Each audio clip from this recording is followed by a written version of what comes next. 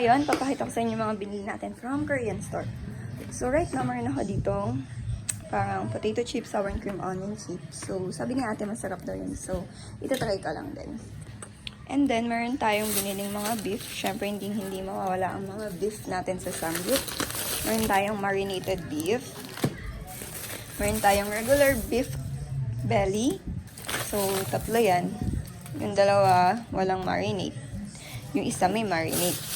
Tapos, crab stick for shabu-shabu. Then, bumili ako nun ng kimchi. Sabi ni ate, from Korea daw talaga tong kimchi na to. 125 lang siya, guys. And later, we'll check kung masarap talaga siya. Tapos, meron din tayong oh, God. Meron din tayong fish cake. Ayan. Yung nanay kasi, mahilig siya sa fish cake. Bumili din naman ng nori.